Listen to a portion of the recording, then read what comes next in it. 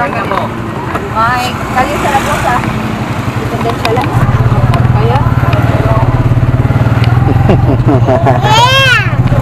Kuya. Smile. I said smile. You look like crying. Smile. You look like I was not nice. I was not.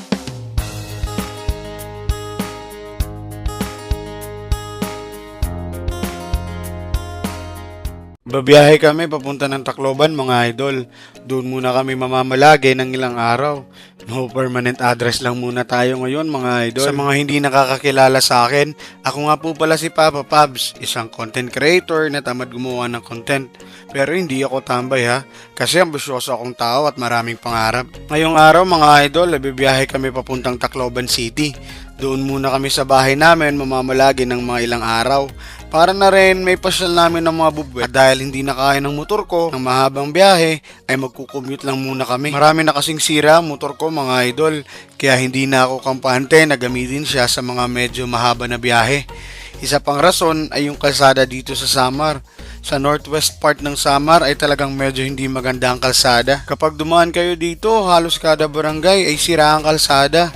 Kaya kung dadaan kayo dito ay dapat dahan-dahan lang sa pagpapatakbo ng sasakyan o motor. Kung gabi naman ay siguraduhin na may maliwanag kayong ilaw sa mga motor nyo. Pero meron ka rin namang makikita na kalsada na ginagawa.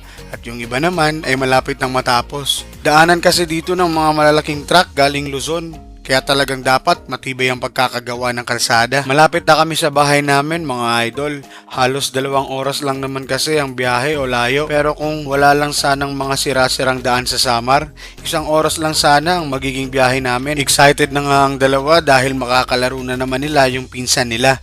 Anak ng kapatid ko mga idol, dito rin sila nakatira dahil malayo kasi ang bahay nila sa pinapasukan ng trabaho. Lagi daw kasi siyang nalilate sa trabaho kung doon sila umuuwi sa pabahay nila. Nagpahinga lang kami ng mga ilang oras at pagkatapos ay umalis na kami. Pinasyal lang namin saglit ang mga bata. Na-miss ko ang pagko-commute dito sa Tacloban mga idol. Walang traffic, maluwag ang daan at hindi pahirapan sa pagsakay ng jeep o bus. Napaka-presko din ng hangin mga idol. Marami na rin ang mga nagbago dito sa Tacloban. Mas dumami ang mga business establishment, lalo na ang mga kainan. At dahil may duty pa kami ni nanay mamaya, naisipan namin na dito na lang sa labas kumain. Para pagdating namin sa bahay, ay aasikasuhin na lang ang mga bata sa pagtulog. At para meron pa kaming oras na makapagpahinga. Dito kami kumain sa Calle Zaragoza dahil na-miss namin ang masarap nilang bulalo. Sulit at masarap ang bulalo nila dito mga idol. Gusto nga kunin ni Johan ang camera. Siya daw ang hahawak. No, the Mario. Hold it properly.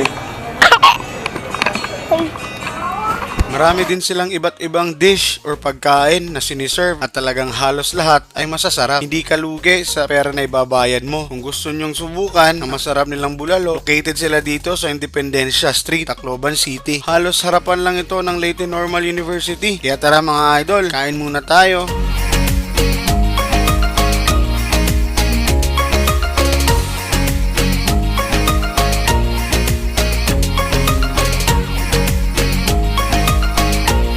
Paano?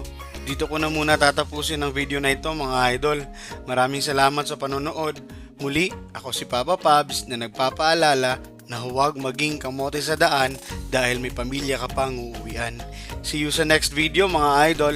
Ingat!